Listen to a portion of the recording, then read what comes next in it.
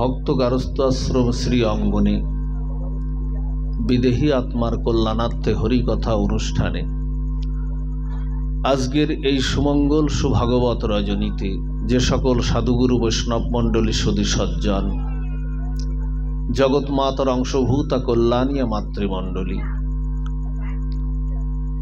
যারা অপ্রাকৃত অনিন্দ সুন্দর শ্রী ভগবানের গুণমাধুর্য সদা শ্রবণ মানসে ব্রতী হয়ে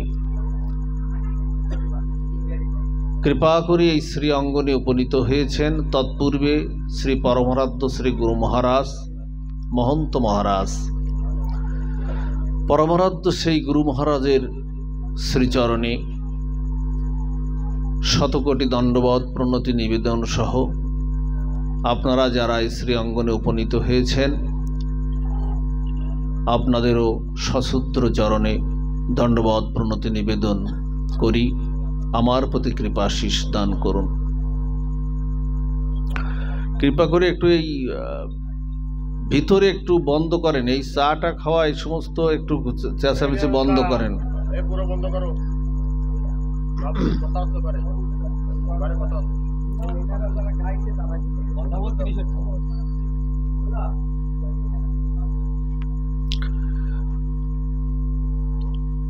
শ্রীমদ্ ভগবদ গীতায়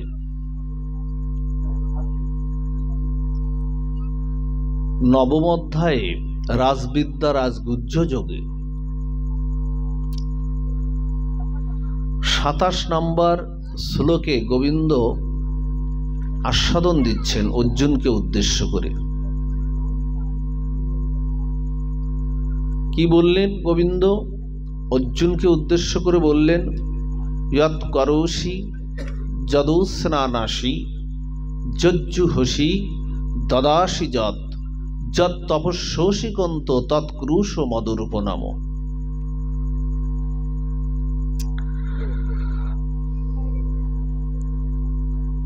এই শ্লোকে বললেন, গোবিন্দ বলছেন, হে অর্জুন, এই অনন্ত বিশ্ব ব্রহ্মাণ্ড আমার,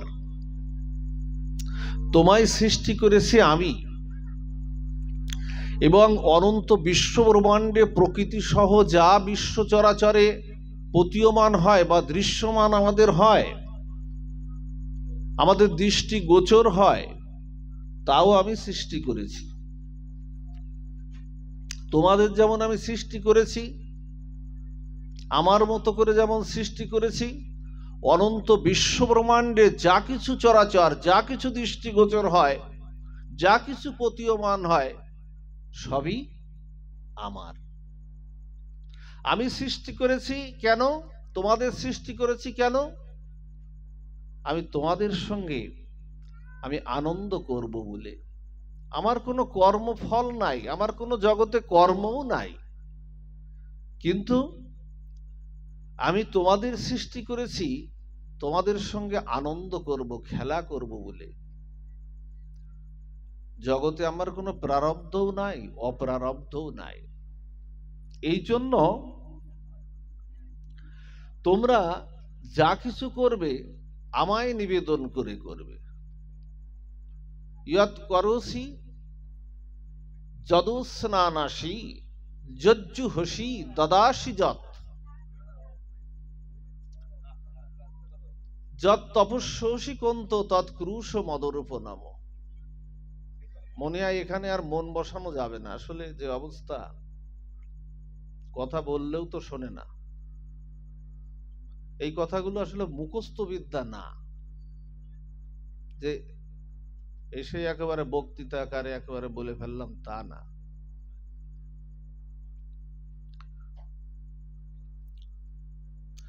বলছেন, এই শ্লোকে বললেন যে তুমি যাহা কিছু করো, যাহা কিছু খাও, যাহা ভোজন করো, যাহা ভজন করো, যাহা তপস্যা করো, হোম করো, দান করো, ধ্যান করো, যজ্ঞ করো, সকলেই আমাতে অর্পণ করো।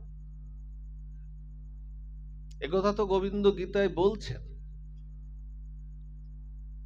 দেখুন, একটা উচ্চারণ আমরা সবাই যে ভুল করেন তা না, অনেকে বেশিরভাগ বহুল জায়গায় আমি এটা দেখেছি। শ্রীমৎ ভগবত গীতা, উচ্চারণটা কিন্তু এই শ্রীমৎ ভগবত গীতা। অনেকে উচ্চারণ করে ফেলেন, আমাদের মতো অনেকে আছেন উচ্চারণ করে ফেলি শ্রীমৎ ভাগবত গীতা। আছে, এই গ্রন্থটায় লেখা আছে শ্রীমৎ ভাগবত, কি লেখা আছে দেখেন তো, এখানে লেখা আছে কি শ্রীমৎ ভগবত গীতা, এখানে আকার কিন্তু নাই। এই জন্য উচ্চারণেরও আমাদের এই প্ল্যাটফর্ম, এখানে উচ্চারণেরও আমাদের সঠিকটা আমাদের একটু জানা উচিত। তো গোবিন্দ বলছেন যে সর্বকর্ম যদি ঈশ্বরে সমর্পণ না হয়, জগতের সকল কর্মই অসার বলে প্রতীয়মান হয়। দেখুন, আমাদের এই সনাতন ধর্মে কিছু বিধিবিধান নিয়ম কানুন রয়েছে, যেগুলো আমাদের এই স্মরণের বিষয়। কারণ দেখুন, নারদ পঞ্চরাত্রে বলছেন যে স্মৃতি শ্রুতি পুরাণাদি পঞ্চরাত্র বিধিং বিনা ঐকান্তিক হরের ভক্তি উৎপদয়ে কল্পতে। বলছেন যে যে কর্ম, যে বেদ ধর্ম, ভক্তি ধর্ম শাস্ত্র বিহিত ভাবে না করা হয়, জগতে তাকে উৎপাত বলা হলো। উৎপাত বলেন না অনেকে, আমরা কথায় কথায় বলি না, তুই একটা উৎপাত হয়ে জুটেছিস আমার কপালে। তা বলছেন যে বেদ বিহিত ভাবে, শাস্ত্র বিহিত ভাবে যদি সেই কর্মগুলো না করা হয়, তাহলে বলছেন যে উৎপাদায়ে কল্পতে শ্রুতি স্মৃতি পুরাণ আদি পঞ্চরাত্রিং বিধিং বিনা ঐকান্তিক হরের ভক্তি উৎপাদায়ে কল্পতে, এটা বলা হলো। তা বলছেন যে গোবিন্দকে নিবেদন করলে কি হয়? গোবিন্দকে নিবেদন করলে ওটা প্রসাদ হয়ে যায়, প্রসাদী হয়ে যায় গোবিন্দকে নিবেদন করে। আচ্ছা, কেউ 8টার সময় যদি স্নান করে, 9টার সময় স্নান করে, আর কেউ যদি আজ 4:30টার সময়, ভোর 4:30টার সময় স্নান করে, স্নান তো একই স্নান। কেউ করছে ভগবানের মঙ্গল আরতি করার জন্য স্নান করছে, আবার কেউ নিজের সুখবাঞ্ছার জন্য সুন্দর করে ওয়াশরুমে স্নান করছে। দুটো কি এক হলো? একটা কি হলো, ভগবানকে নিবেদন করা হচ্ছে, ওটা প্রসাদী হয়ে গেল। আর একটা হচ্ছে নিজের সসুখ ও কামনা বাসনার জন্য করা হলো। নিজের সসুখ ও কামনা বাসনা ইন্দ্রিয় তৃপ্তির যারা জগতে যা কিছু, তাকে শাস্ত্র বলছে কাম। আর গোবিন্দের সুখবাঞ্ছার জন্য, তার প্রীতির জন্য, তার প্রসন্নতার জন্য যেটা করা হচ্ছে, শাস্ত্র তাকে বলছে প্রেম। আত্ম ইন্দ্রিয় প্রীতিবাঞ্ছা তারে বলি কাম, আর কৃষ্ণ ইন্দ্রিয় প্রীতিবাঞ্ছা ধরে নাম প্রেম। বোঝা গেল কথাটা? একবারে পরিষ্কার কথা। এখানে আসলে আজকে পাঠ করব দিয়ে না, আজকে কিছু আমরা বুঝবো, দেখুন, কর্ম ভগবান অর্পণ করে করুন। আচ্ছা, ড্রেনের জলটা, ড্রেনের যে ময়লা জলটা যায় নদীতে, আমরা তো ড্রেনের জলটা নদীতে দিয়ে দিই। আচ্ছা, ড্রেনের জলটা যদি অঞ্জলি করে একটা পাত্রে তুলে যদি আপনি নদীর জলে ছেড়ে দেন, কি গঙ্গায় ছেড়ে দেন, তাহলে কি ওটা ড্রেনের জল আর কেউ বলবে? বলবে ওটা গঙ্গা জল হয়ে গেছে। ড্রেনের দূষিত জলটা গঙ্গায় গিয়ে পড়লে ওটা গঙ্গা জল হয়ে গেল।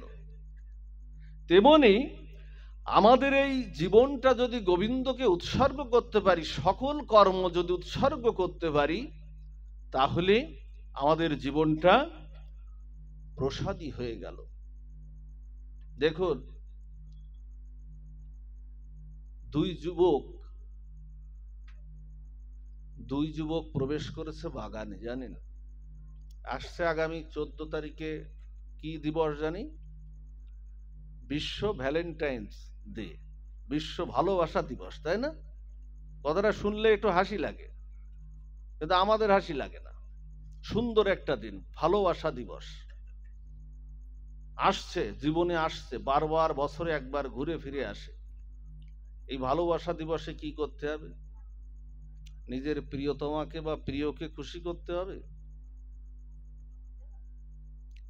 তাকে খুশি করুন, কিন্তু যাকে খুশি করলে জীবনের কিছু পাওয়া হবে, যার প্রাপ্তি হবে, তাকেই খুশি করতে হবে। জগতের যে ভালোবাসা, এটা স্বার্থের ভালোবাসা, সসুখ কামনা বাহনা বিহিত ভালোবাসা।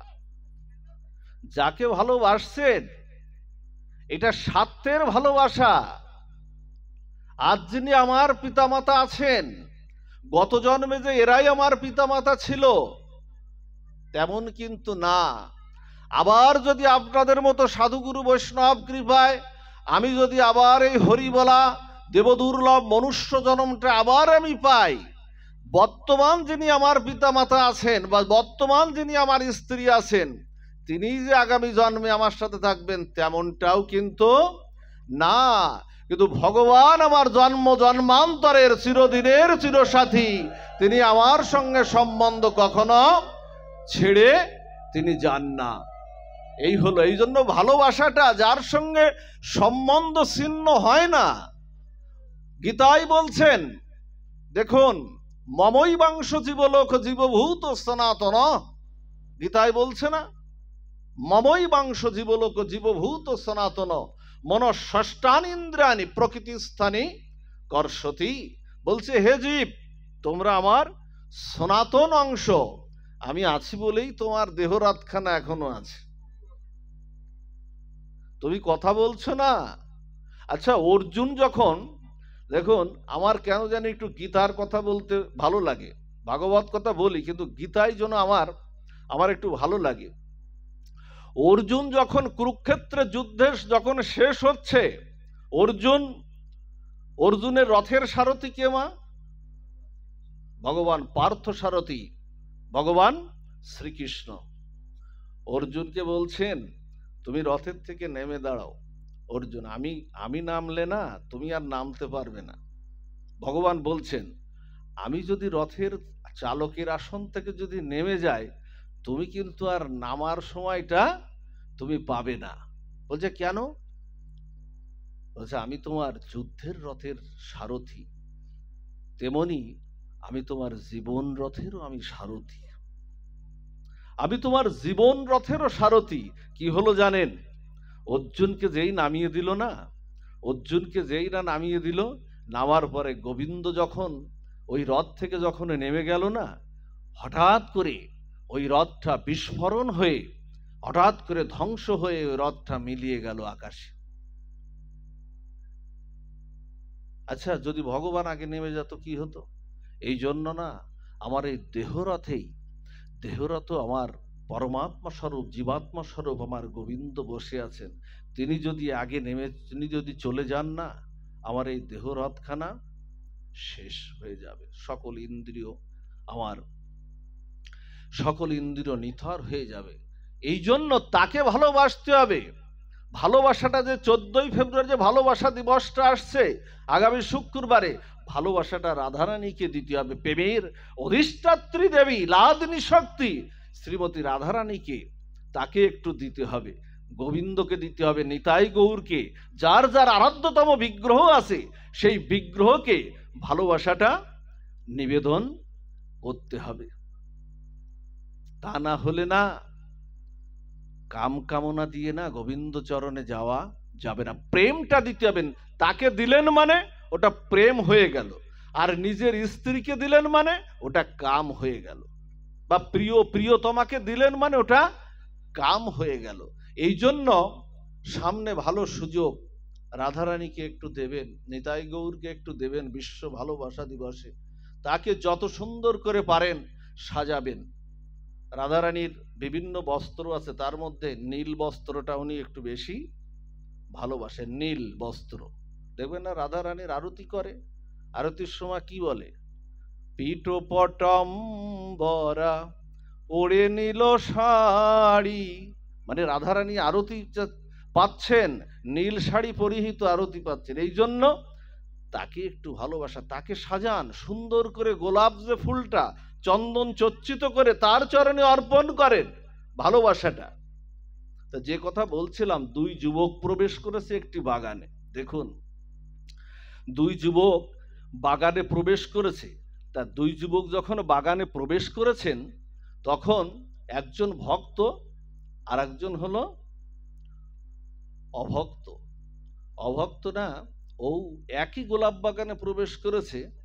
অভক্ত ওই ইটা নিয়ে, ফুলটা নিয়ে না, গোলাপটা তুলে না, ও চিন্তা করছে, বলছে আমার প্রিয়তমাকে না আজকে এই ফুলটা তার খোপায় আমি সুন্দর করে আমি পরিয়ে দেব, না জানি কত সন্তুষ্ট হবে, হ্যাঁ, কতটা আমাকে ভালোবাসবে। আর ওই একই বাগানের ফুল ভক্ত তুলেছে। ভক্ত তুলে চিন্তা করছে, আহারে পুষ্প, তুমি তো রাধারানীর চরণে চরণে পুষ্পাঞ্জলি দেওয়ার জন্যই তো তোমার পৃথিবীতে সৃষ্টি হয়েছে। ফুল না, ফুলও রাধারানীর চরণের অঙ্গ গন্ধ থেকে, এই যে ফুলগুলো আছে না পৃথিবীতে, যত ফুল আছে সব রাধারানীর চরণের অঙ্গ গন্ধ থেকে এই ফুলগুলো সৃষ্টি হয়েছে। এই জন্য গোবিন্দ বললেন, যার বস্তু তাকে দাও, রেখো না, যার বস্তু তাকে নিবেদন করো, যত করোসি যদ স্নানে, বলছে তাকেই দিয়ে দাও। আর একজন বলছে কি, আমি এই ফুলটা ঠাকুর ঘরে গিয়ে চন্দন চর্চিত করে আমি আমার রাধা ঠাকুরানীকে দেব। তাহলে একটা কি হলো, যে স্ত্রীকে পড়াবে সে হলো কামে চলে গেল, আর যে রাধারানীকে পড়াবে সে প্রেমে চলে গেল। প্রেম তো আলাদা কোনো জিনিস না, তাকে ভালোবাসার নামই হলো প্রেম। বোঝা যায় মা? তাকে ভালোবাসার নামটাই হলো প্রেম। এই জন্য তাকে ভালোবাসুন, তিনি কখনো আপনাকে ছেড়ে যাবে না। শ্মশানে যখন আমরা যখন মারা যাব না ওমা, আমাদের যখন ছড়া ঝাড় দিতে দিতে বাইরে বের করে দেবে, যত কিছুই যা আপনি করেন না কেন সব কিছু ছেড়ে যাবে, কিন্তু আপনার কর্ম আপনাকে ছেড়ে যাবে না, আপনার সততা ন্যায় নিষ্ঠতা ছেড়ে যাবে না, হরিনাম আপনাকে ছেড়ে যাবে না, প্রেম ভক্তি আপনাকে ছেড়ে যাবে না। এটা তো এই যে যতটুকু এখানে সাধুসঙ্গ করলেন, আজকে যতটুকু হরি কথা শ্রবণ করলেন, গোবিন্দ সব সংসার সবকিছু আপনার কাছ থেকে কেড়ে নেবে। হাতে যদি কঙ্কন থাকে, গলায় একটা চেন যদি থাকে, হাতে আংটি থাকে, এক চোখে কানবে আর এক চোখে ওটা খুলে নেবে, কিন্তু গলায় তুলসীর মালা কেউ খুলে নেবে না, দাদো সঙ্গে তিলক চন্দন করা খুলে নেবে না, আর খুলে নেবে না এই সাধু সঙ্গটুক এটুক কেউ নিতে পারবে না। ছড়া ঝাড় দিতে দিতে বের করে দেয়। চারটা খুঁটিতে আমাদের দেহটা সবটা দাহ করা হয়। গোবিন্দ জানেন কত বড় করুণাময়। সেদিনের কথা মনে পড়লে, সেদিন তো আমার সাথে কেউ সাথী হবে না, আমার সাথী তো জগতে আর কেউ হবে না। সবাই তো আর কি বলছে জানেন, সব দেহটা দাহ করে সবাই এক কলসি, সবাই জলটা দিয়ে না, চিতাটা ধৌত করে জলটা দিয়ে এক কলসি জল একজনকে বলল না, ওটা পিছন থেকে কোড়াল দিয়ে ওটা ভেঙে দাও, পিছনে আর কেউ ফিরে চেও না। ওর আত্মাটি, ওই আত্মা তো অবিনশ্বর, আত্মার কখনো দেহটার পতন হতে পারে কিন্তু আত্মার কখনো পতন কখনো হয় না। আত্মা চিরঞ্জীব, আত্মার কখনো পতন হয় না। গীতাই বলেছেন, সাংখ্যযোগের দেখবেন শ্লোকে বলেছেন, নৈনাং সিন্দন্তি শস্ত্রাণি নৈনাং দহতি পাবক ন চৈনাং ক্লেদান্তম ন সুশৈত মারুত। আত্মা কখনো ক্ষয় হয় না, লয় হয় না, শুকানো যায় না, আগুনে পোড়ানো যায় না, অস্ত্রে ছেদন করা যায় না। ওই আত্মাটি কেঁদে কেঁদে বলছে, হে ভগবান, সবাই তো চলে গেল, সবাই তো চলে গেল, আমায় ছেড়ে স্ব গৃহের দিকে সবাই চলে গেল। গোবিন্দ গোবিন্দ আঙুল তুলে দেখাচ্ছেন, ওরে সংসারে যাদের জন্য তুই করলি না, যাদের জন্য ভালোবাসাটা দিলি, কামনা বাসনা দিয়ে জীবনটাকে অতিবাহিত করেছিস, আমাকে ভালোবাসিসনি, তারা তোকে দিয়ে গেল ওই শ্মশান পর্যন্ত। এর উপরে যাওয়ার তো আর কোনো বান্ধব নাই। এর উপরে যাওয়ার আর কোনো বান্ধব নাই। আত্মাটি বলছে কেঁদে কেঁদে, হে গোবিন্দ, আমার জায়গা তো এই শ্মশান পর্যন্ত শেষ নয়, আমি তো এসেছি তোমার চরণ থেকে, আমি তো ফিরে যেতে চাই আবার তোমার সেই চরণে।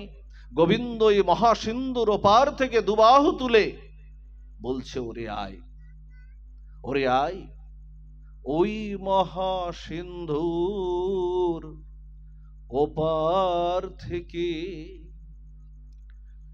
কি সঙ্গীত ভেসে আসে, ওই মহাসিন্ধুর ওপার থেকে কি ডাকে কাতর প্রাণে, ওরে আয় ছুটে আয়, ওরে আয় ছুটে আয় আমার কাছে, ওই মহাসিন্ধুর ওপার থেকে।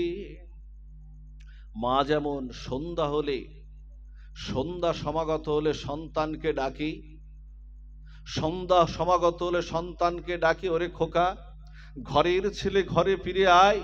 তেমনি অনাদিরাদি সচিদানন্দ ভগবান দুবাহু তুলে জগৎজীবকে ডেকে ডেকে বলছেন, ওরে আয়, কতকাল ভূতের ব্যাগার বইবি, কতকাল আর পরের বোঝা বইবি, আয় চির আনন্দ লোকে চির মধুমাসে, যেখানে জরা নাই, ব্যাধি নাই, ক্ষুধা তৃষ্ণা নাই, ওরে আয় আমার কাছে আয়। হাত পেতে দিয়েছেন গোবিন্দ। মনে পড়ে কি মা আমাদের? পড়ে না। এই জন্য বলি কি মা, তাকে একটু নিবেদন করুন। আচ্ছা, বাজারের একটা বাতাসা, বাজারের কিছু বাতাসা, আচ্ছা ওই বাতাসা যখন তাকে সাধারণ, আচ্ছা ওটা যদি হরি লুটে দিয়ে দেন,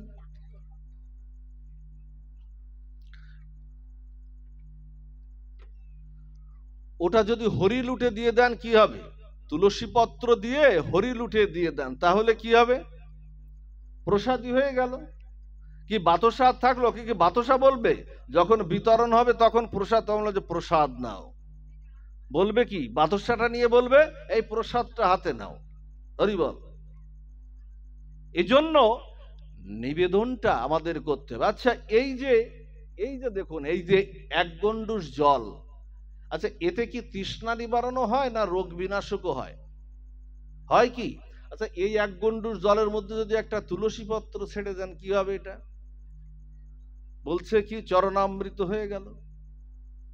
আচ্ছা, ওই চরণামৃত যদি আপনি এখন পান, সাধারণ জল ছিল, তুলসী পত্র দিলেন, হয়ে গেল চরণামৃত। এখন ওই চরণামৃতটা যে সবাই একটু চরণামৃত নাও, তাহলে কি হবে? তাহলে চরণামৃতর মন্ত্র দেখুন, অকাল মৃত্যু হরণাং সর্বব্যাধি বিনাশনাম বিষ্ণু পাদোদকং পিতা শিরসা ধরম মহম।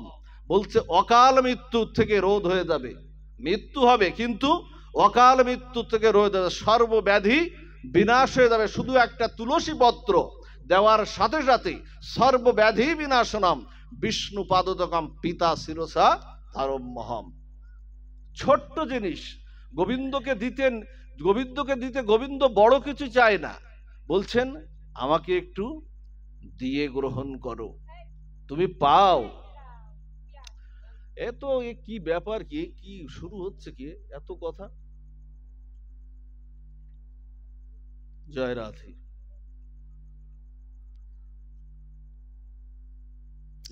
মাঝে মাঝে সমস্যা হয়ে যাচ্ছে। এই জন্য আমাদের কি করতে হবে? আমাদের গোবিন্দকে নিবেদন করতে হবে, তিনিই পারেন আমাকে রক্ষা করতে। নিবেদন করার সাথে সাথে না, নিবেদন করার সাথে সাথে এই দেহটার আমার থাকলো না, এই দেহটা সমর্পিত দেহ হয়ে গেল। এই জন্য আমাদের দেখবেন সকালবেলা কিছু আমাদের কাজ আছে, কয়েকটা কথা আপনাদের বলে যায়, এগুলো খুব শিক্ষণীয় কথা বলার জন্য। 5টি কাজ সকালে, 4টি কাজ পরিত্যাগ করবেন সকাল থেকে। শুনুন, খেয়ালটা একেবারে ধ্যান দিয়ে শুনুন, আপনাদের জীবনে কাজে লাগবে। পাঠ তো শুনবেন অনেক জায়গায়, আরো অনেক জায়গায় শুনবেন, খেয়াল দিন। 4টি কাজকে অবশ্যই সকালবেলা উঠে পরিত্যাগ করবেন। প্রথম কাজ হলো সকালবেলা উঠে কেউ যেন দর্পণে মুখটা দর্শন, বদনটা দর্শন করবেন না। বোঝা গেছে? দর্পণ মানে কি? আয়না। আয়নায় মুখ দর্শন করবেন না, তাহলে কিন্তু অভিশাপ, দুঃখ, যন্ত্রণা নেমে আসতেই বাধ্য। খুব শিক্ষণীয় বিষয়, সনাতন শাস্ত্র বলছে। দ্বিতীয়ত হলো বিছানায় বসে কেউ আহার করবেন না। অনেকে এবার দেখেন না, বেডটি খায় বিছানায় বসে বসে, একেবারে পারলে এখন পরাটা রুটি বা অন্য সবকিছু বিছানায় বসে কখনো আহার করা যাবে না। বেডটি, এটা সনাতন শাস্ত্রে নাই, এটা পাশ্চাত্য সভ্যতা। সনাতন শাস্ত্র এটা বলেনি বিছানায় বসে আহার করা যাবে না। আর হলো ভোরবেলা, একেবারে ভোরবেলা, যেখানে সত্য যুগ অবস্থান করে। আমাদের 4টি যুগ শুধু যে ওই যুগে ছিল এ যুগে নাই তা কিন্তু না, 4টি যুগ কিন্তু এ যুগেও আছে। সকালবেলা দেখবেন স্নিগ্ধ একেবারে আকাশ বাতাসটা সুন্দর, একটা প্রভাতের একটা সুন্দর একটা মানে বিরাজ করে, নির্মল মলিন মসৃণ। দেখবেন ভোরবেলা ঘুমের থেকে দেখবেন একেবারে নির্মল, চারিদিকে কোনো ব্যস্ততা কোলাহল নাই, নির্মল পবিত্র, ওই সত্য যুগ বিরাজ করে। সকাল 10টা হলে একেবারে ত্রেতা যুগ চলে আসলো, ধর্মের এক পদ নষ্ট হয়ে গেল। আর দেখবেন দুপুর বিকাল যেই চলে আসলো, ওখানে ধর্মের 2 পদ নষ্ট হয়ে গেল, দাপর যুগ চলে আসলো। আর রাত্রে আর বিকাল বেলা শুরু হয়ে গেল, দেখবেন কলি যুগের একেবারে সেই বিকালের থেকে কলি যুগ ভাব, সেটা গঞ্জাম চেঁচামেচি, কোথাও তাস খেলা, কোথায় মদ জুয়া, সব দেখবেন কলি যুগে। এই জন্য বলছেন ভোরবেলা যেন কেউ কাম প্রভাবে কেউ যেন লিপ্ত হবেন না, খুব সাবধান। তাহলে কিন্তু মহা বিপদ, অভিশাপ নেমে আসবেই আসবে, এর থেকে কেউ রোধ করতে পারবে না। আর 4 নাম্বার হলো যেটা, শয্যা ত্যাগ করে কারোর সঙ্গে উত্তপ্ত বাক্য বা কটু কথা পরিবেশন করা যাবে না। লিখে রাখতে পারেন এই কথাগুলো, একেবারে এটা শাস্ত্র ভাগবতের কথা। 4 নাম্বার, প্রথম কি বললাম? প্রথম বললাম আয়নাতে দর্পণে মুখ দেখা যাবে না। দ্বিতীয়ত হলো বিছানায় বসে আহার করা যাবে না, ভোরবেলা কামভাবে লিপ্ত হওয়া যাবে না, শয্যা ত্যাগ করে কটু কথা বা খারাপ বাক্য বিনিময় কারোর সঙ্গে করা যাবে না, এটা পরিত্যাগ। আর কি করতে হবে? আর যে কাজটি আমাদের করণীয়, সেই কাজটি হলো সকালবেলা উঠে। দেখুন সনাতন শাস্ত্রে এগুলো আমাদের, আজকে এই কথাটা আমি একটু পেয়েছি, যার কারণে আমি একটু আপনাদের বলার জন্য একটু ব্যাকুলতা। সকালবেলা উঠেই প্রথমে বিছানায় বসে বসে না, প্রথমটাই বিছানায় বসে বসে এই কর, এই দর্শন করতে, কর, আঙুলের কর, প্রথম আঙুলের করটা, এই প্রথম দেখবেন একেবারে প্রথম করাকে দর্শন করতে হবে। প্রথম করে কে থাকে? প্রথম করে যিনি বিরাজ করে তিনি হলেন আমাদের ধন ঐশ্বর্যের অধিষ্ঠাত্রী দেবী লক্ষ্মী দেবী বিরাজ করেন। এই প্রথম কর থেকে দ্বিতীয় করে নামলে তিনি কে থাকেন? তিনি থাকেন আমাদের বুদ্ধির, বিদ্যার দেবী, জ্ঞানের দেবী, তিনি হলেন আমাদের সরস্বতী ঠাকুর। আর মাঝখানে যিনি থাকেন তিনি হলেন, মাঝখানের এই হাতটা, বলছেন আমি কি হাত দেখবো না সকালে? বলছে হাত একটু দেখবেন সকালে। মাঝখানের এখানে থাকে আমার গোবিন্দ, এখানে অধিষ্ঠান হয়ে এখানে থাকে। এই জন্য দেখবেন এই আমাদের প্রণামটা কিভাবে হয়? প্রণামটা হয় হস্ত দিয়ে আর কি মস্তক দিয়ে, তাই না? প্রণামটা তো 2 দিক দিয়েই হয়, নাকি অন্য কোনো ইন্দ্রিয় দিয়ে হয়? প্রণামটা হয় হাত দিয়ে আর মস্তকটা নত করে। মন্মনা ভব মদ্ভক্ত মজ্জাজিবাং নমস্কুরু মামে বৈশে সত্যাংতে প্রতি জানে প্রিয় হসিমে। প্রণামের কথা গীতায় বলছে। এখন আর কি করবেন? আর যেটা করবেন, প্রভাতে সূর্য প্রভাতে শয্যা ত্যাগ করে আপনি গোবিন্দকে প্রণাম জানাবেন বা রাধারানীকে প্রণাম জানাবেন। যদি সেটাও সম্ভব না হয়, শ্রী গুরুদেবকে প্রণাম জানাবেন। আর পিতামাতাকেও প্রণাম জানাতে হবে। পিতামাতা যদি জীবিত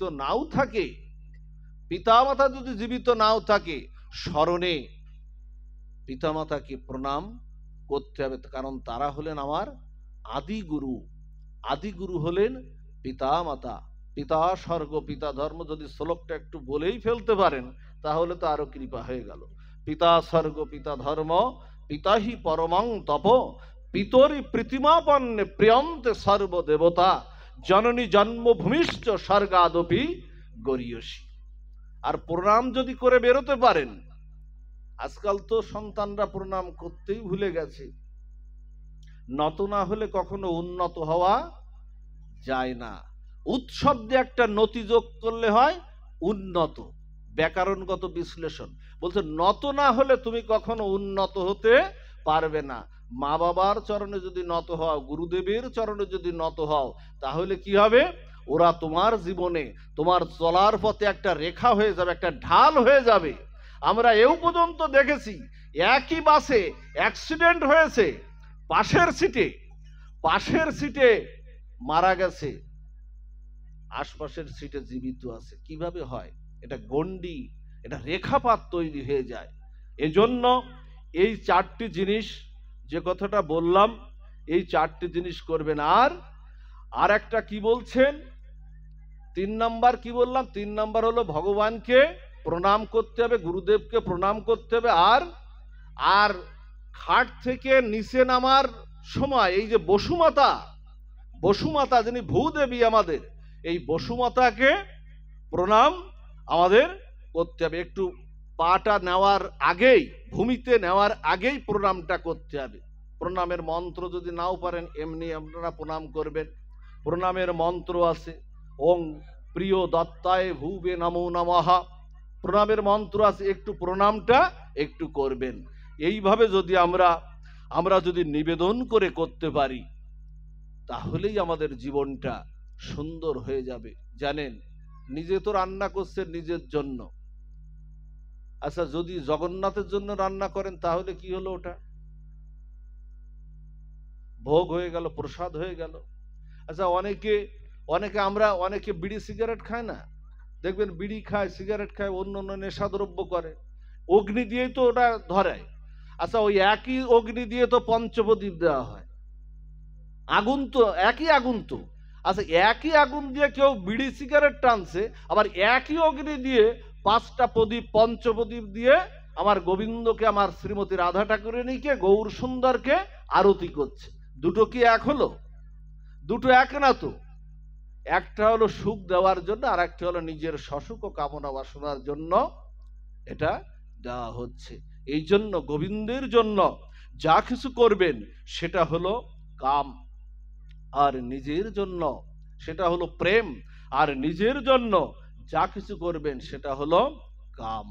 জানেন, পৃথিবীতে সবকিছু তার প্রকৃতির নিয়ম অনুযায়ী চলছে, সবকিছুই নিয়ম অনুযায়ী। চন্দ্র সূর্য, গ্রহ নক্ষত্র, তারা জোয়ার ভাটা, আমাদের জন্ম মৃত্যু নিয়ম অনুযায়ী চলছে। কিন্তু মানুষ শুধু তার জীবনের চলার পথটা নিয়ম অনুযায়ী চলে না। আর এই চলে না বিধায় মানুষ এত দুঃখ, এত কষ্ট, এত যন্ত্রণার মধ্যে মানুষ আজকে নিপতিত হয়ে আছে। অনেকের বহু টাকা পয়সা আছে, ধন দৌলত আছে, তবু দেখবেন পথে দেখা হলে, বাবা কেমন আছো? বাবা ভালো নেই, শরীরটা অসুস্থ, শরীরটা নানানভাবে অসুস্থ। এ কথাটা বলে। টাকা কখনো সুখ দিতে পারে না। সুখ দিতে পারে গোবিন্দ, সুখ দিতে পারে আমার রাধারানী, তিনিই পারেন আমাকে সুখ দিতে। এই জন্য বলছেন, তোমার যা কিছু আছে তুমি গোবিন্দকে নিবেদন করে দাও, নিজের জন্য কিছু রেখো না, সব কিছুকে দিয়ে দাও। আমরা কি করি জানেন মা?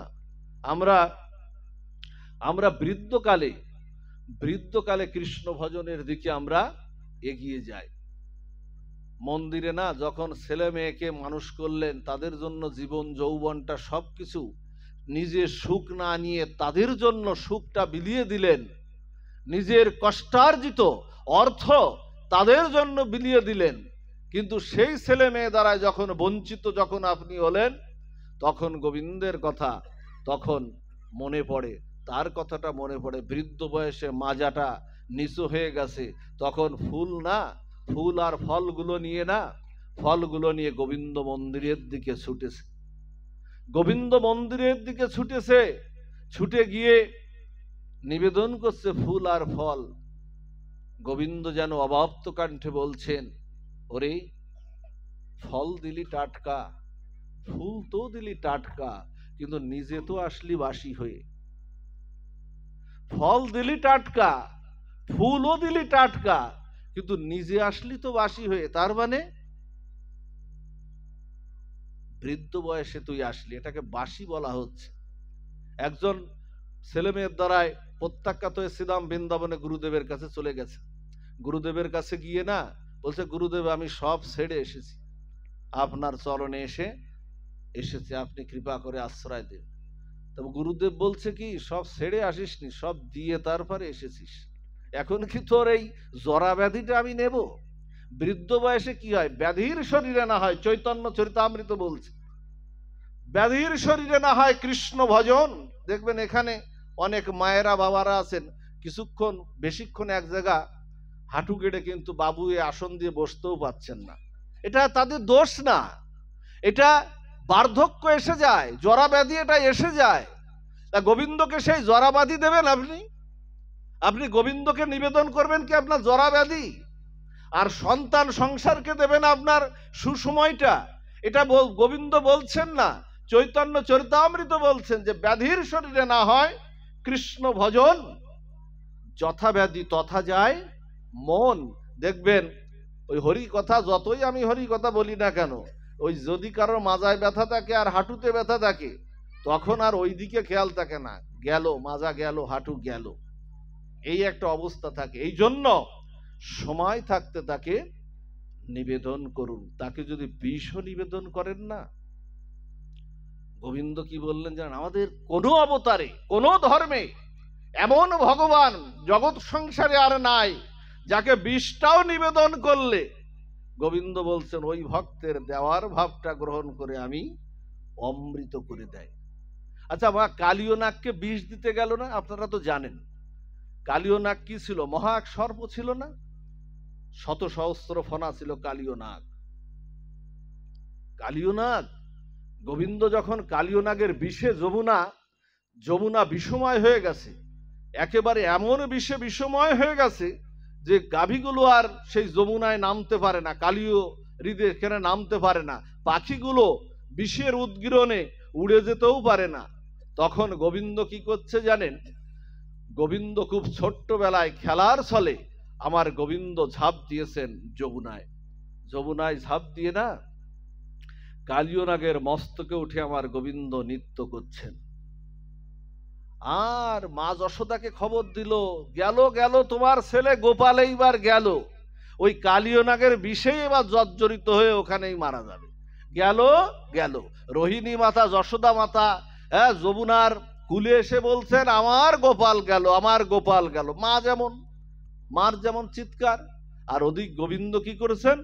ত্রিভঙ্গঠামে, দেখবেন ত্রিভঙ্গঠাম বাঘ দিয়ে, গোবিন্দর 3টা বাঘ আছে না মা, এই ত্রিভঙ্গঠামে পার সঙ্গে চরণের সঙ্গে একটা চরণ উঠিয়ে ত্রিভঙ্গঠামে গোবিন্দ নৃত্য করছেন আর বংশীবদন করছেন।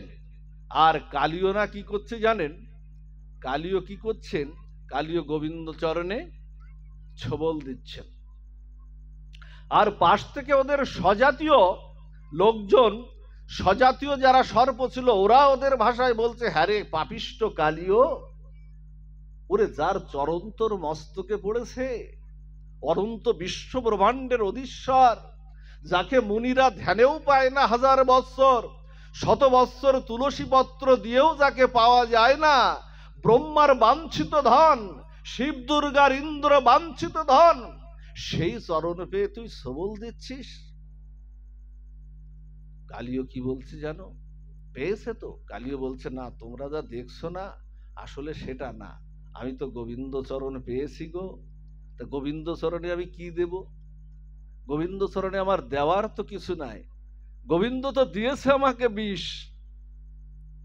আমি তাই গোবিন্দকে সবলের মাধ্যমে আমি গোবিন্দ চরণে, সবল দিচ্ছে না কিন্তু ওর বিষটাই উদ্গীরণ করে গোবিন্দ চরণে ঢেলে দিচ্ছে। আর চোখের জলে প্লাবিত হয়ে বলছে, হে গোবিন্দ, আমি তো সর্পজাতি, আমাকে দিয়েছো তো বিষ, আমাকে অমৃত তো দাওনি। যেটা তুমি পেলে খুশি হবে, আমাকে দিয়েছো বিষ, অমৃত তো দাওনি। তো যা দিয়েছো তুমি তাই নাও, যা নেই তা দেব কি করে অমৃত? গোবিন্দ কি বলছেন জানেন?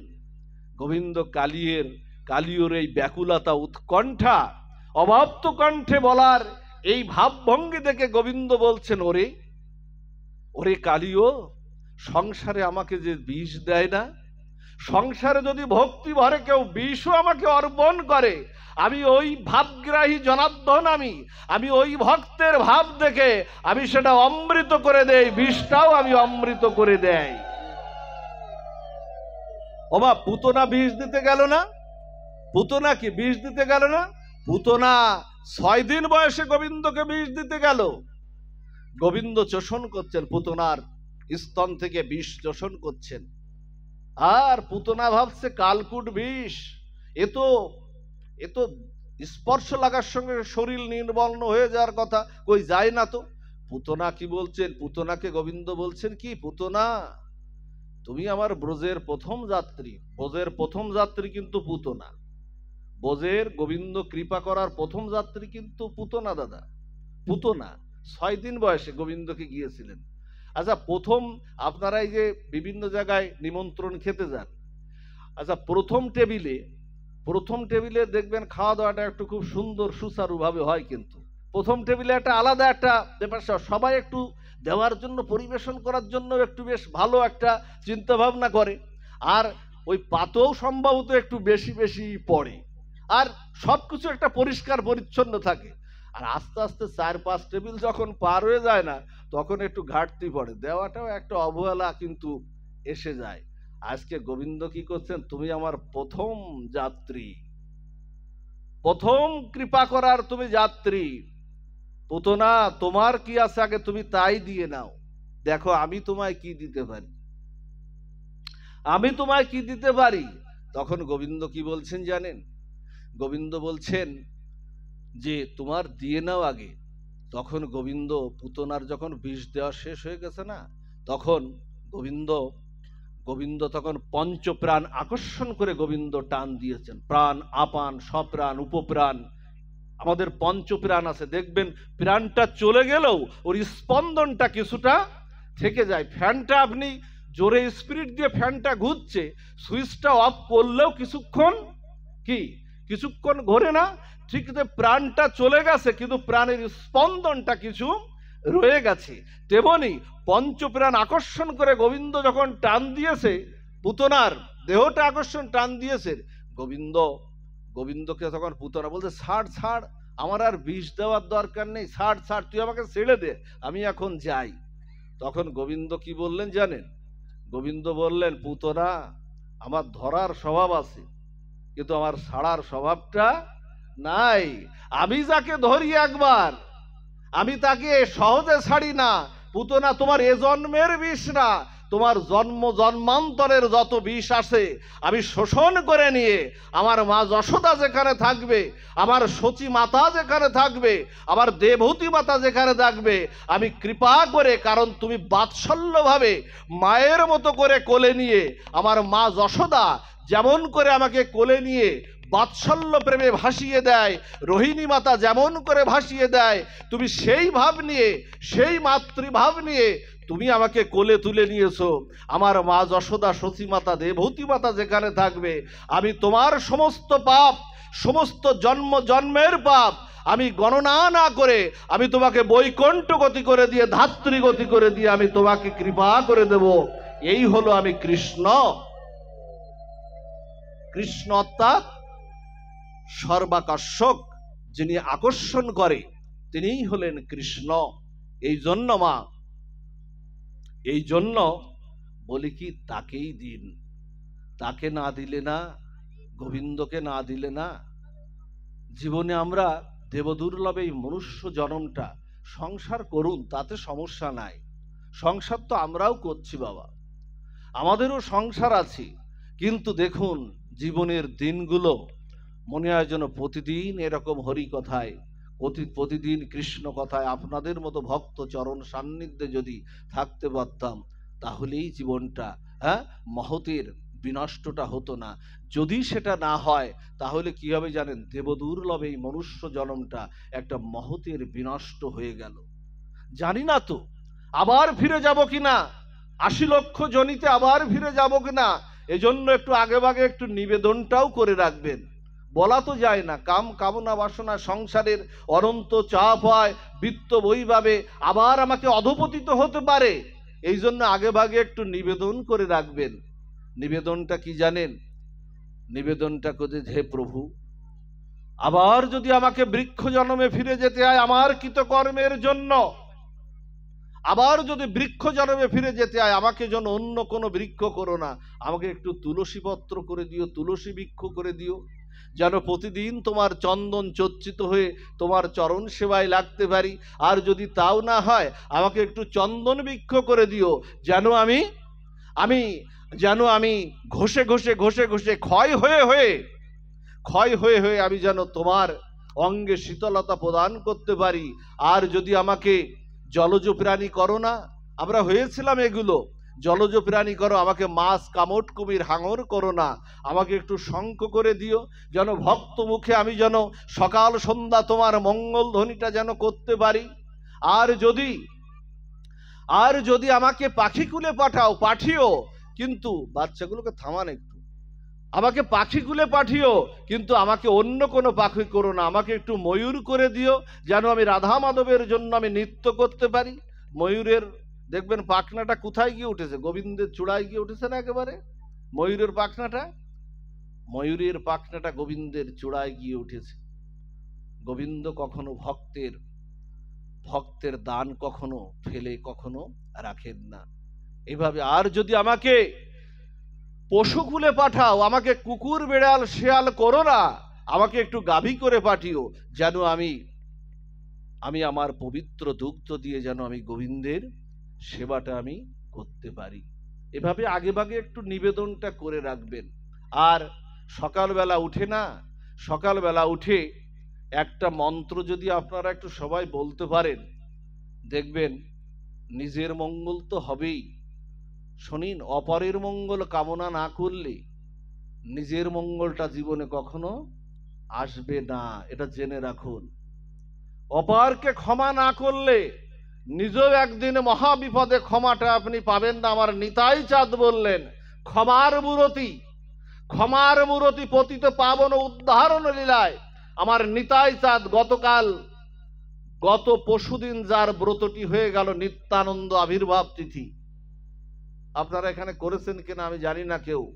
নিতাই চাঁদ হলেন ক্ষমার মূরতি, এই জন্য অপরের মঙ্গল কামনা করতে হবে। সেই অপরের মঙ্গল কামনাই তো আজকে আমরা ভুলে গেছি। ঋষিরা কি করতো জানেন?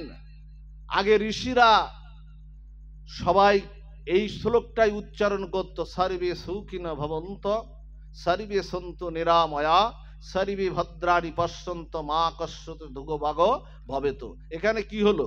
এই শ্লোকের মাধ্যমে আমার মঙ্গলটা আমি কামনা করলাম না, নিজের মঙ্গলটা তো হবে, কিন্তু অপরের মঙ্গলটাও কামনা করতে হবে। দেখুন সেই ক্ষমার মূরতি নিতাই চাঁদ কি করলো? জগায় মাধায়ের মতো পাপিষ্টকে উদ্ধার করলো আমার নিতাই ঠাকুর। মদ খেত, মদ মাংস আর যত নেশাভান করত, জানেন মহাপ্রভু দায়িত্ব দিলেন, যাও শুনো নিত্যানন্দ, শুনো হরিদাস, সর্বত্র আমার আজ্ঞা করহ প্রকাশ, প্রতি ঘরে গিয়ে করো এই ভিক্ষা, বল কৃষ্ণ, লহ কৃষ্ণ, কর কৃষ্ণ শিক্ষা। প্রতিদিন গ্রামে গ্রামে ঘুরবে, আর মহাপ্রভু বললেন কে নাম নিল আর কে নিল না আমাকে এসে জানাবে। সংবাদ, সন্দেশ, সন্দেশ প্রেরণ করবে। সন্দেশ মানে কি জানেন? আমাদের সনাতনের সন্দেশ মানে তো আমরা বাজারের সন্দেশ বুঝি, আসলে সনাতনের সন্দেশের একটা অর্থ আছে। সন্দেশ মানে সংবাদ, একটু জেনে রাখুন। এগুলো সন্দেশ প্রেরণ করতো। উদ্ধব সন্দেশ গ্রন্থ আছে না, উদ্ধব সন্দেশ, উদ্ধব সংবাদ যাকে বলে। সন্দেশ অর্থাৎ কিন্তু ওই দধিছানা দুগ্ধ দিয়ে তৈরি ওই সন্দেশ না, ওই বলাই বাবুর মিষ্টির দোকানের ওই সন্দেশ কিন্তু না। সন্দেশ মানে সংবাদ। এই জন্য মহাপ্রভু বললেন হরিদাস আর নিত্যানন্দকে দিলেন। হরিদাস বৃদ্ধ হয়ে গেছে, বলছেন আজকে জগাই মাধারকে উদ্ধার করতে যেতে হবে, ওদের কৃষ্ণ প্রেম দিতে হবে। যে জগাই মাধাইকে দর্শন করলে সবাইকে গঙ্গায় স্নান করতে হতো, কত বড় পাপিষ্ঠ জগাই মাধাই, গঙ্গায় স্নান করতে হতো। আজকে সেই জগাই মাধাকে উদ্ধার করার জন্য বলছেন, গিয়ে বলছেন নিত্যানন্দ আর হরিদাস গিয়ে বলছেন হরে কৃষ্ণ কৃষ্ণ কৃষ্ণ হরে হরে, হরে রাম রাম রাম হরে হরে। যেই নাই বলেছে না, দুই ভাই মিলে না একেবারে দুইজনকে এমন দাবড় দিয়েছে না, বলছে হরে কৃষ্ণ, দাবড়িয়ে একেবারে পাঠিয়ে দিয়েছে, দৌড়াতে দৌড়াতে চলে এলো। মহাপ্রভু বলছেন আবার যাবে পরের দিন। শোনো হরিদাস, আচ্ছা আপনাদের কি মনে হয় যে হরিদাস ঠাকুর জগায়ের মাধায়ের মতো পাপীদের দাবড় খেয়ে বা তাড়া খেয়ে হরিদাস ঠাকুর পালাবে? এটা মনে হয়? আমার তো মনে হয় না। কারণ হরিদাস ঠাকুর কার অবতার? ব্রহ্মার অবতার, প্রহ্লাদেরও অবতার। শুধু ব্রহ্মা না, ব্রহ্মা আর প্রহ্লাদ মিলিত তনু হলো আমার হরিদাস ঠাকুর। মহাপ্রভু বললেন কি জানেন? যাও, আবার যাও, হে হরিদাস তুমি যাও, তোমাকে দেখলেই কৃষ্ণ ভক্তি প্রেম জাগরিত হবে, আর তুমি পাত্র তৈরি করবে, আর নিতাই চাঁদ সেই পাত্রে হরে কৃষ্ণ মহামন্ত্র দেবে, যা জীবের মুহূর্তের কল্যাণ বয়ে আসবে। যাও, দৌড়াচ্ছি। আবার গিয়েছেন নাম প্রেম দিতে দিতে না, যখন দিয়েছেন নাম, যখন দিয়েছেন আজ আর দৌড়াচ্ছে না, তখন হঠাৎ করে না কলসি এনে না নিতাই চাঁদের কপালে কে মেরেছিল? মাধাই মেরেছিল, কিন্তু জগাই কিন্তু ঠেকিয়েছিল, মাধাই মেরেছিল। আর নিতাই চাঁদের সেই রুধির ধারা, রক্তের ধারা, এই বসুমাতা ভিজে যাচ্ছে রক্তের ধারা, আর নিতাই চাঁদ বলছেন তবুও তুই কৃষ্ণ বলো কৃষ্ণ, লহো কৃষ্ণ, কহো কৃষ্ণ শিক্ষা। আবার মারতে যায়। জানেন আমার চৈতন্য মহাপ্রভু তখন ভক্ত, নিত্যানন্দ হলো সেব্য ভগবান, আর একজন হলো সেবক ভগবান। এই দুই ভগবান, নিত্যানন্দ হলো বলরামের অবতার, আর গৌর সুন্দর হলো কৃষ্ণের অবতার। আজকে দুই তনু একসাথে মিলিত হয়েছে। চক্র আনলেন আমার চৈতন্য মহাপ্রভু, চক্রকে প্রেরণ করলেন আমার নিতাইকে যে আঘাত করেছে, আজকে তার রক্ষা নাই। মহাপ্রভুর চরণে পতিত হয়ে বলছেন, না প্রভু, তুমি এই অস্ত্রে, এই অবতারে এই অস্ত্র ধরবে না বলেছিলে। এই অস্ত্র নাম ও প্রেম অস্ত্রে তুমি সবাইকে চিত্ত শুদ্ধি করবে। পতিত পাষণ্ডী দুরমতি অতি, সবাইকে তুমি উদ্ধার করবে এই অস্ত্রে। এবে অস্ত্র না ধরিবে, প্রাণে কারো না মারিবে, হরিনাম দিয়া চিত্ত শুদ্ধি করিবে সবার। সেই অস্ত্রে নিতাই চাঁদ চরণ ধরেছেন। আর শোনো, শুধু নিতাই চাঁদ, আর শোনো, মাধাই আমাকে মেরেছে, কিন্তু নিতাই বলছে জগাই আমাকে রক্ষা করেছে। জগাইকে মহাপ্রভু আলিঙ্গন করছে আর বলছেন মাধায়ের কৃপা কোটি কল্প কালেও হবে না। নিতাই বললেন প্রভু, তোমাকে কৃপা করতেই হবে, তুমি তো কৃপার অবতার, প্রেমের অবতার, ভক্তির অবতার, তোমাকে কৃপা করুণা করতেই হবে প্রভু, উপায় নাই, করতেই হবে। আর শোনো, আমার জীবনের নিতাই চাঁদ বললেন, আমার জীবনের যত জন্ম জন্মান্তরের যদি কোনো পুণ্য থাকে আমি মাধাইকে দিলাম, তবু তুমি তাকে উদ্ধার করো, তবু তাকে কৃষ্ণ প্রেম দাও। জানেন, এই কথা বলার সাথে সাথে মহাপ্রভু কৃপা করলেন, জগাই মাধায়ের মতো ভক্তকে কৃপা করলেন। আর সেই মাধায়ের নামে, এত বড় পাপী সেই মাধায়ের নামে একটা ঘাট তৈরি হলো। আর মহাপ্রভু ঘোষণা করলেন কি জানেন? মহাপ্রভু যে কথাটা ঘোষণা করলেন, যে জগাই মাধাইকে দর্শন করলে সবার গঙ্গায় স্নান করতে হতো। আমার মহাপ্রভু ঘোষণা করলেন, জগাই মাধাই এমন প্রেম পেয়েছে জগতের, সেই অবিসংবাদিত সেই প্রেম পেয়েছে, জগাই মাধাইকে দর্শন করার সাথে সাথেই সবার গঙ্গায় স্নানের ফল এমনিতেই হয়ে যাবে। যে জগাই মাধাইকে দেখলে গঙ্গায় স্নান করতে হতো, আর আজকে তাকে দর্শন করলে এমনিতেই হয়ে যাবে। এজন্য বলি কি, তাকেই আপনারা দিন। সময় অতিবাহিত হয়ে যাচ্ছে, অনেক সময় 10টা প্রায় বেজে গেছে। আর কিছুক্ষণ পাঠ করেই আমরা পাঠ বিশ্রামের দিকে আমরা পৌঁছাবো। এজন্য আপনারা বিগ্রহকে বিগ্রহ দেখুন, তাকে যেন কোনো মূর্তি দেখবেন না, বিগ্রহকে বিগ্রহ দেখার চেষ্টা করুন। বিগ্রহ তুমি বিগ্রহ নহ, সাক্ষাৎ ব্রজেন্দ্র নন্দন। তাকে সেইভাবেই, আর প্রেম ভালোবাসা যেটা বলছিলাম সেটা তাকেই দিতে হবে। যাদের সামর্থ্য আছে না, যাদের এই সামর্থ্য আছে, যে কথাটা বলি, সামর্থ্য যাদের আছে তারা যেন কেউ কৃপণতা করবেন না। কারণ কৃপণ ব্যক্তি জগতে কিছু নিয়ে যেতে পারে না। সামর্থ্য থাকলে গুরু সেবা করবেন, সামর্থ্য থাকলে ভগবত সেবা করবেন, সামর্থ্য থাকলে মন্দিরে অর্থও আপনারা দান করতে পারেন। মহাপ্রভুর এক পরম ভক্ত ছিল সেন শিবানন্দ। জানেন, মহাপ্রভুর পরম ভক্ত সেন শিবানন্দ। এই সেন শিবানন্দ ছিল মহাপ্রভুর যত ধনী ভক্ত ছিল, এই ধনী ভক্তদের মধ্যে সেন শিবানন্দ হলো পরম ভক্ত। মহাপ্রভু বললেন, শিবানন্দ, ওই নদিয়া নবদ্বীপ থেকে যারা নীলাচলে আসতে চায়, মহাপ্রভু তখন নীলাচলে, যারা নীলাচলে আসতে চায় তুমি তাদেরকে সকল অর্থ দিয়ে প্রসাদ পাইয়ে তাদেরকে তুমি আমার কাছে তুমি নিয়ে আসবে, সমস্ত খরচ খরচাটা তুমিই করবে। জানেন, মহাপ্রভুর আদেশ পেয়ে সেন শিবানন্দ সব অর্থ খরচ করে সমস্ত গৌড়ীয় ভক্তদের নিয়ে জানেন চলছেন সেই নীলাচলের উদ্দেশ্যে। তৎকালীন সময় নবদ্বীপ থেকে নীলাচলে যেতে কত খরচ লাগতো। চলছেন নীলাচলের উদ্দেশ্যে, যেতে যেতে না একটা নদী পার হতে হবে। মহাপ্রভু যখন এই নির্দেশ দিলেন সেন শিবানন্দকে, সেন শিবানন্দের ওই যাত্রাপথে অনেক ভক্তদের সাথে একটা কুকুরও পিছু নিয়েছে। তখন নৌকায় যখন যাত্রা করবে সবাইকে তুলেছে, কিন্তু মাঝি বলছে কি, আমি কুকুরকে তুলতে আমি পারবো না, কুকুর পার হবে না নৌকায়।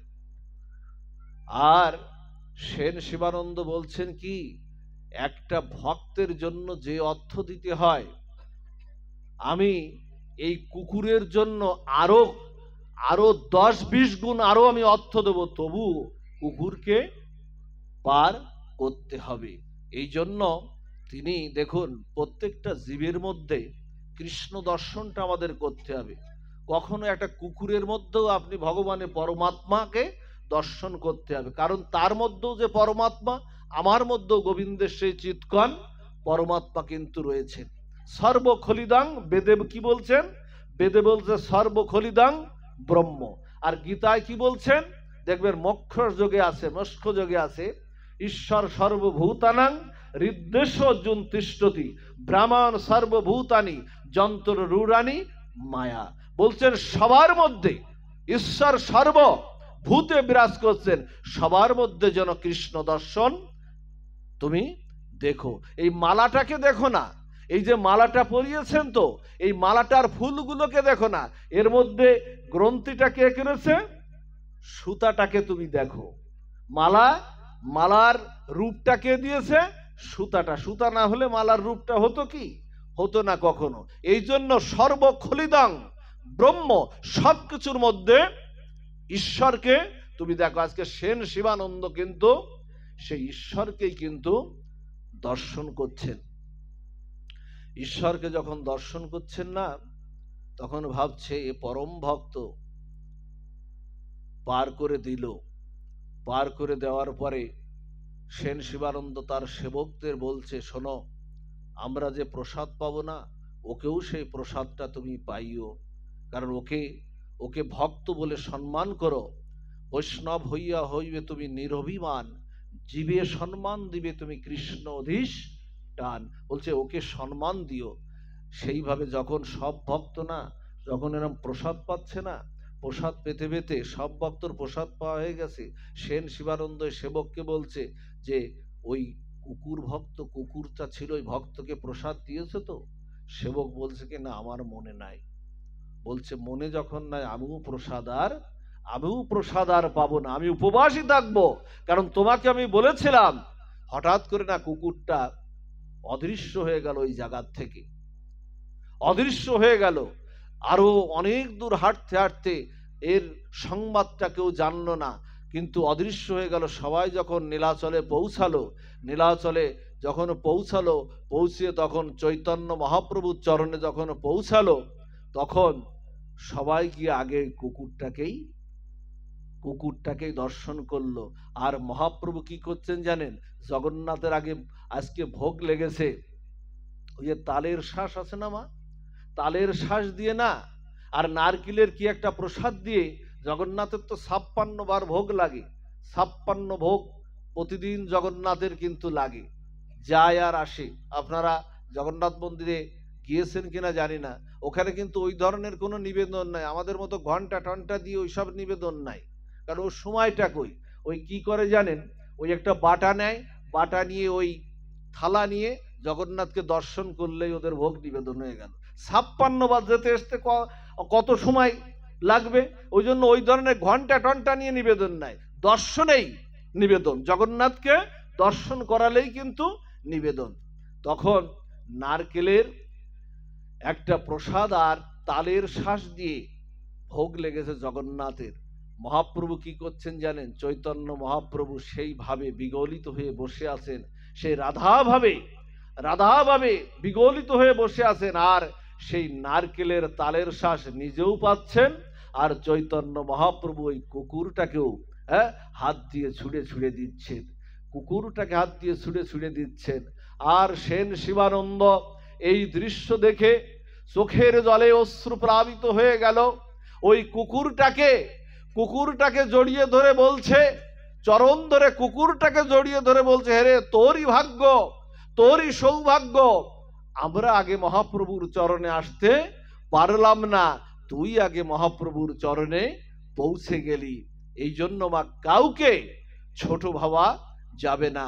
এই জন্য কৃপণতা জগতে, আমি একটু বলে যাই, কৃপণতা কখনো যেন আমরা না করি। কারণ কৃপণ ব্যক্তি কখনো ভগবান সামনে পেয়েও, কৃপণ যিনি, তিনি ভগবান সামনে পেয়েও কিন্তু দর্শন করতে পারবেন না। আমাদের এই বঙ্গদেশ থেকে না, ভক্তমাল চরিত্রের একটি লীলা, বঙ্গদেশ থেকে একজন কৃপণ ব্যক্তি গিয়েছে গয়ায় পিণ্ড দিতে। যায় না অনেকে গয়ায় পিণ্ড দিতে যায় না? এই ব্যক্তিটা অত্যন্ত কৃপণ। এখন ওই গয়ায় তো বিষ্ণুর সেই ধাম, এখন সেই গয়ায় পিণ্ড দিতে যখন গেছে, তখন ওই পিণ্ডটা দিয়েছেন, একটু পূজা টুজা করতে, ওখানে পান্ডারা আছে পূজা করে। পান্ডা যখন পূজা করে, পিণ্ড দিয়েছেন, কি মন্ত্রতন্ত্র একটু বললো, মন্ত্রতন্ত্র বলে বলছে 101 টাকা দক্ষিণা দাও। তৎকালীন সময় কিন্তু 101 টাকা অনেক, এখনকার সময় না, আজ থেকে 400-500 বছর আগের সেই লীলা। বলে 101 টাকা দক্ষিণা দাও। তো ও চিন্তা করছে কি জানেন, ও একটা বুদ্ধি খাটালো, কৃপণ তো বুদ্ধি খাটায়। ও চিন্তা করছে কি কয়টা মন্ত্রতন্ত্র বললো, বলেই বলে যে 101 টাকা দাও। ও একটু বুদ্ধি খাটালো কি, যে শুনুন ঠাকুর মশাই, আমার তো টাকা পয়সা তো আমার সব খরচ বরচ হয়ে গেছে, তা আপনার নাম ঠিকানা, আমি আমার নাম ঠিকানা দিয়ে যাচ্ছি, যদি আপনি ওই বঙ্গদেশে কখনো যান, আমি ওখান থেকে আপনার মোটামুটি এই ব্যবস্থাটা আমি করে দেবো। মানে ওকে টাকাটা দেবে না, ওকে টাকাটা দেবে না। তখন ওই ব্রাহ্মণ বলছেন, তুই তো আমাকে চিনিস না, তা যা, চালাকি তো করলি। জানেন, অতি চালাকের তো আসলে গলায় দড়ি হয়। এখন চালাকি করলে যা। ও গিয়েছে, যাওয়ার পরে না ঠিকানা সঠিক দিয়ে এসছে। যাওয়ার পরে না 6 মাস পরে ওই ব্রাহ্মণ এই বঙ্গদেশে এই বাড়িতে চলে এসছে। এসে বলছেন, অমুককে একটু ডেকে দাও তো। স্ত্রীকে বলছেন। তা বলছে, কে আপনি, কোথার থেকে আসছেন? তা বলছে, আমি গয়াধাম থেকে এসছি। বলো, সেই ব্রাহ্মণ এসছে, ওই যে ওর বাবা শ্রাদ্ধ করে এসছিল, পিণ্ড দিয়ে আসছিল, আমার কাছে সেই টাকাটা দেয়নি। বলো, সেই টাকাটার জন্যই আসছে। হরি বল। বলো, সেই টাকাটার জন্যই আসছে। তখন স্ত্রী ঘরে গিয়ে বলছে, তুমি গয়ায় পিণ্ড দিয়ে এসছো, বাবার শ্রাদ্ধ তর্পণাদি করে এসছো, তুমি টাকা দিয়ে আসনি, তুমি টাকাটা দিয়ে আসনি। সেই ব্রাহ্মণ এসছে। তখন উনি বলছেন কি জানেন, উনি বলছেন যে, স্ত্রীকে বলছেন, একটু বলে দাও সে বাড়ি নাই। ঘরের মধ্যে থেকে বলছে কি, বলে দাও সে বাড়ি নাই। ভক্তমাল চরিত্রের লীলা শুনুন। বলেছে, বলে দাও। কৃপণের অর্থ কি, বা কৃপণ ভগবানকে দর্শন করতে পারে না সামনে পেয়েও। তখন বলছে, বলে দাও বাড়ি নাই। তো তখন ওই ব্রাহ্মণ বলছে, আমি চলে যাচ্ছি আজকে, তবে আমি আবার আসবো। কয়দিন পরে না আবার এসছে। আসলে তখন বলছে, তাহলে আজকে দিতে বলো। আজকে যখন এসছি, আজকে দিতে বলো। তখন বলছে কি, শোনো, আজকে বলে দাও যে খুব জ্বর, অসুস্থ, আজকে দিতে পারবে না, পরে আর একদিন আসতে। সেদিনও কিন্তু ফিরে গেছে। এইবার 3য় দিনের পালা। এইবার ওই ব্রাহ্মণ বলছে, আজ আর যাবো না, আজকে নিয়েই যাব। একেবারে 3য় দিন আসছে। 3য় দিন আসলে ঠিক ওই একই তাগেদা, বলছে, দিয়ে দাও না। স্ত্রী বলছে, দিয়ে দাও না। ব্রাহ্মণ কোথার থেকে আসছে সেই গয়া, তার ও তো দেবে না টাকা। এখন বলছে, দিয়ে দাও। তা বলছে, শোনো, আজকে যখন আসছে তখন বলো যে সে অসুস্থ ছিল, সে মারা গেছে। আর তুমি এই শাখাটা, জানেন কত কষ্ট। স্ত্রী জাতি যারা আছেন আমাদের, তাদের তো শাখা সিঁদুরই তাদের প্রধান অলংকার। সাধারণ কিন্তু গয়নাকাটি এগুলো অলংকার না, অলংকার হলো শাখা সিঁদুর। বলছে কি, তোমার শাখাটা একটু ভেঙে ফেলো, হাত দিয়ে ভেঙে ফেলো, আর সিঁদুরটা মুছে ফেলো। গিয়ে বলো, আমার স্বামী মারা গেছে, আমি সবই হারিয়েছি, আমার আর কিছু নাই। এই কথা গিয়ে কাঁদতে কাঁদতে গিয়ে, স্বামীর আদেশ, কাঁদতে কাঁদতে গিয়ে 100 টাকার মূল্য আছে তো। এখন স্বামীর আদেশ, কাঁদতে কাঁদতে বলছে, বাবা ঠাকুর, আমার সব গেছে, আমার স্বামী মারা গেছে। তখন ব্রাহ্মণ বলছেন, শোন, তোর আজকে খুব দুর্ভাগ্য, আমার খুব সৌভাগ্য, জানিস। হাসছেন। বলছে, তোর দুর্ভাগ্য, আমার সৌভাগ্য। বলছে, কেন? তা বলছে, শোন, তোর শ্বশুরের শ্রাদ্ধটাও তো আমি করেছিলাম, আর তোর স্বামীর শ্রাদ্ধটাও আমি করে যাব। তোর স্বামীর শ্রাদ্ধটা আমি করে যাব, তাহলে আমার সৌভাগ্য, তোকে দুইজনের আমি শ্রাদ্ধটা করে যাব। সর, এইবার সরিয়ে দিতে। সরিয়ে গেলে ঘরের মধ্যে গিয়ে না, ও একেবারে মর্কট বৈরাগ্যের মতো একেবারে শটান হয়ে আছে। ওকে একেবারে ধরে নিয়ে ওকে বলছে, চল, তোকে এবার শ্মশানে দাহ করব। ওই মর্কট বৈরাগ্যের মতো একেবারে এরকম ভাব দিয়ে বসে আছে। শ্মশানে নিয়ে গেছে। শ্মশানে নিয়ে চিতাও সাজিয়েছে। কত বড় কৃপণ! চিতাও সাজিয়েছে। চিতার পরে অগ্নি যখন দিতে যাবে, ও তখন চিতার থেকে উঠে বসেছে। চিতার থেকে উঠে বলছে, না না, আমি তো মরি নাই, আমি ওই ভাব করছিলাম, আমি মরি নাই। তা বলছে, শোন, তুই তো আমাকে চিনিস না, আমায় দর্শন কর। এত কৃপণ তুই, আমায় দর্শন কর। ব্রাহ্মণ তার রূপ পরিবর্তন করে বললেন, তুই আমাকে দর্শন কর। ওরে, আমি লক্ষ্মীপতি জনার্দন, তোর সঙ্গে একটা লীলা করব বলেই আমি গয়াধাম থেকে এখানে এসেছি। আমি লক্ষ্মীপতি জনার্দন, দর্শন কর। আমি শঙ্খচক্র গদা পদ্মধারী লক্ষ্মীপতি জনার্দন।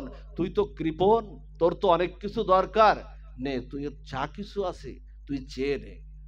আমি লক্ষ্মীপতি জনার্দন, যা চাইবি তুই তাই পাবি, নে, চেয়ে নে, তোর তো ধনের দরকার। তোর তো কৃপণা, কৃপণ, দে তুই যা কিছু চেয়ে নে আমার।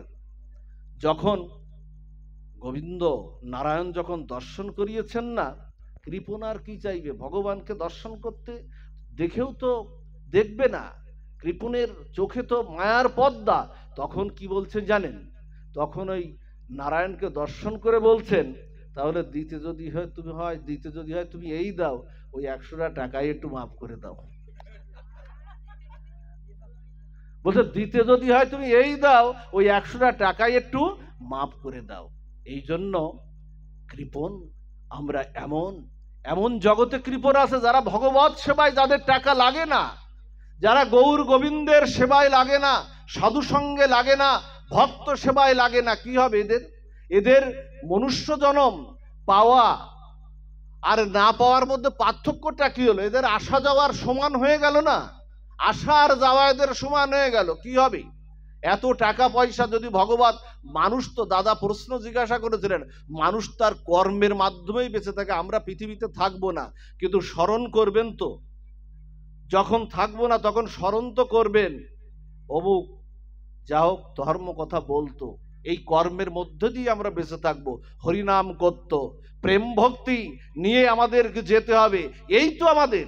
এছাড়া আর কি জগতে কি আছে? চাওয়া পাওয়া, বিত্ত বৈভব দরকার আছে, কিন্তু সে বিত্ত বৈভব যদি গোবিন্দ সেবায় না লাগে, ভক্ত সেবায় না লাগে, সাধুগুরু বৈষ্ণব সেবায় না লাগে, তাহলে সে সেবা হলো না, সে মহতের একটা বিনষ্টই করলো।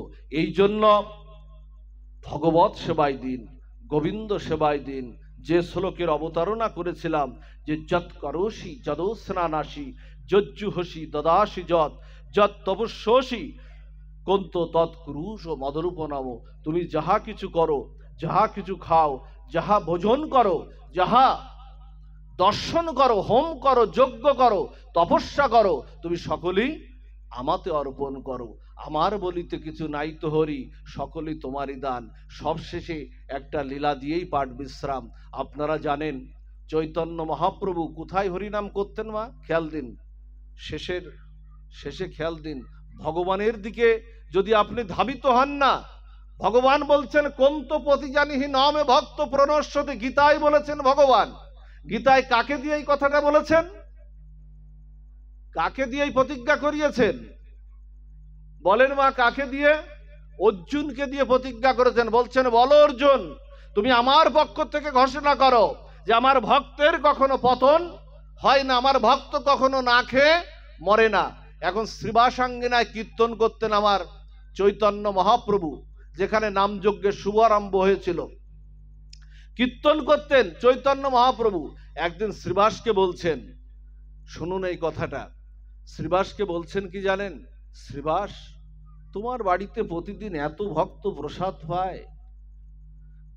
পায়, তা তোমার কিছু একটা করা উচিত, তোমার একটা কর্ম এখানে করা উচিত। শ্রীবাস বলছে কি জানেন? খেয়াল দিন কথাটা। শ্রীবাস বলছেন, প্রতিদিন ওই যে শ্রীবাস ঠাকুরের বাড়িতে না সেবা হতো, শত শত ভক্ত সেবা হতো, কোথার থেকে চাল ডাল সবজি তেল মশলা এগুলো আসতো, শ্রীবাস ঠাকুরই জানতেন না।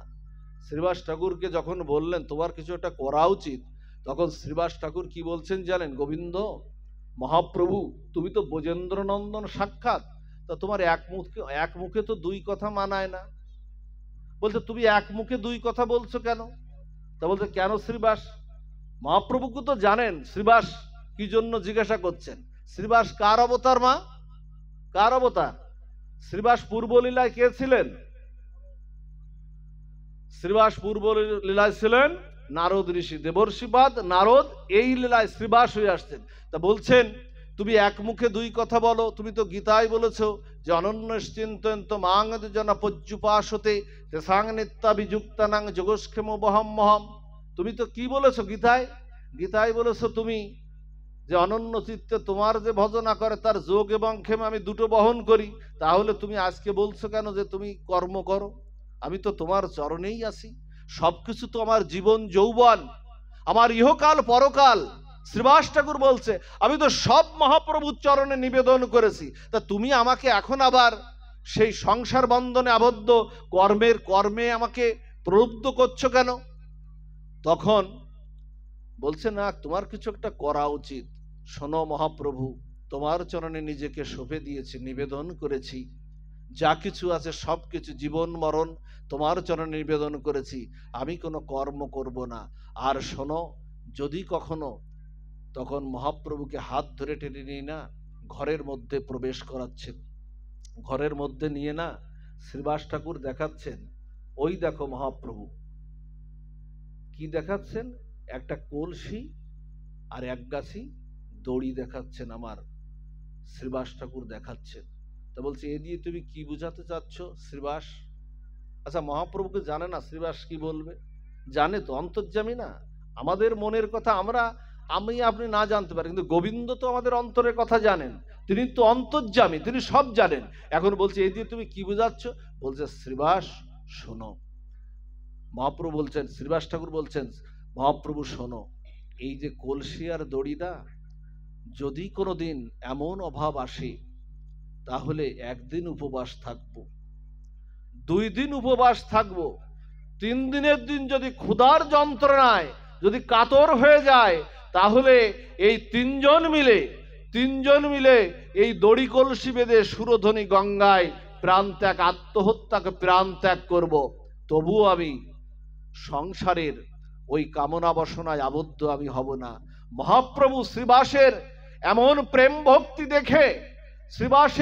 ভক্তি দেখে আর নিজের চরণে সমর্পিত হওয়া দেখে চৈতন্য মহাপ্রভু হুঙ্কার দিয়ে বললেন, শোনো শ্রীবাস, তোমার যে প্রেম ভক্তি আর তোমার আমার চরণে যে সমর্পিত হওয়া, এই যে প্রেম ভক্তি আমি আজ থেকে ঘোষণা করলাম, স্বয়ং লক্ষ্মীকে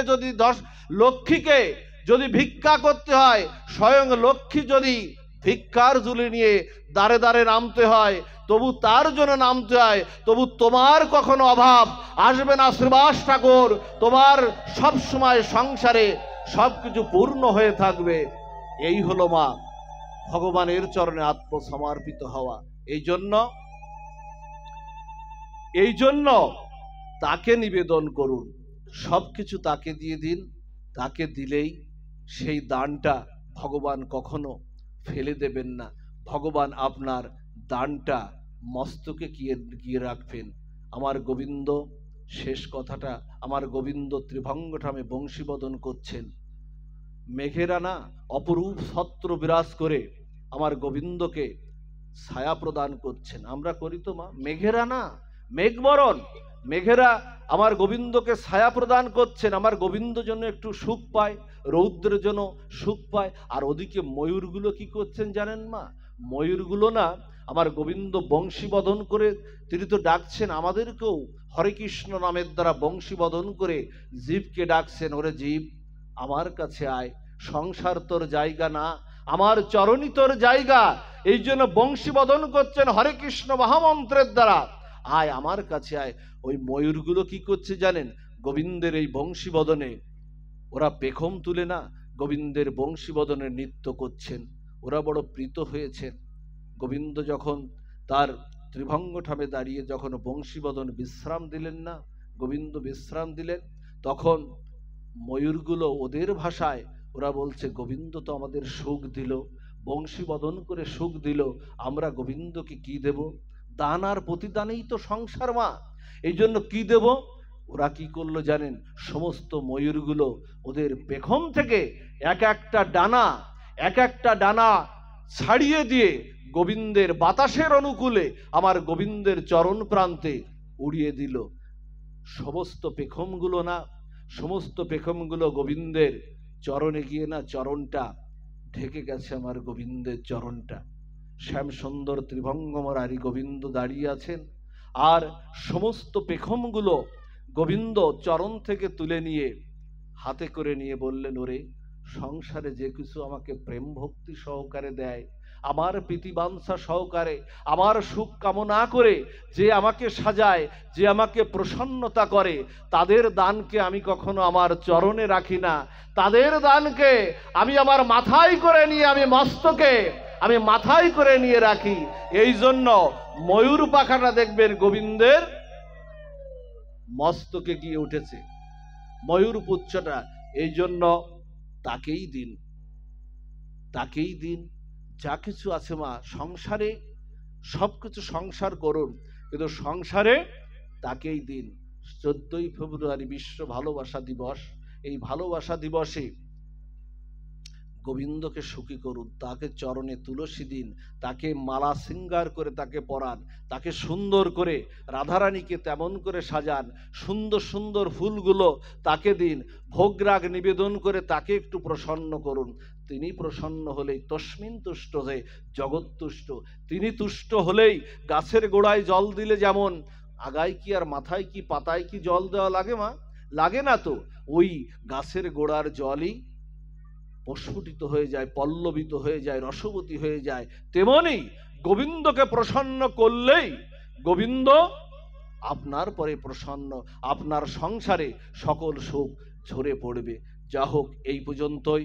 যে উদ্দেশ্যে আজকের এই বিদেহী আত্মার কল্যাণের উদ্দেশ্যে, পিতামাতার উদ্দেশ্যে আজকের এই ভাগবতী অনুষ্ঠানের আয়োজন, আজকে একটু ভালো লাগে এ কথাটা বলতে, দাদা বলেছেন এ কথাটা, তবু আমি পুনরাবৃত্তি করি একটু, যে উনি প্রতি বছর অন্ততপক্ষে শুধু উনার পিতামাতার বিদেহী আত্মার কল্যাণ, তো বিদেহী আত্মার কল্যাণটা তো অবশ্যই হবে এই গীতা ভাগবতের মাধ্যম দিয়ে, শ্লোকের উচ্চারণের মাধ্যম দিয়ে আপনাদের মতো সুধী ভক্ত সজ্জন সমবেত প্রার্থনায় অবশ্যই বিদেহী আত্মার কল্যাণ, সে আত্মা পরিপুষ্ট হয়ে বৈকুণ্ঠ গতি হবে। আর এই অনুষ্ঠানের আয়োজনের মাধ্যম দিয়ে এই যে কৃষ্ণ কথা শোনার ব্যবস্থাটা তিনি করে দিয়েছেন, এটাও তাদের জীবনের অনেকখানি মঙ্গল হোক, কৃপা হোক, করুণা হোক, সবার সুমঙ্গল কামনা করে আজকের ভাগবতীয় পাঠ বিশ্রাম এখানেই। জয় শ্রী গুরু প্রেমানন্দে গৌর হরি হরি বল। সংক্ষিপ্ত সংক্ষিপ্ত ভক্তবৃন্দ ইতিমধ্যেই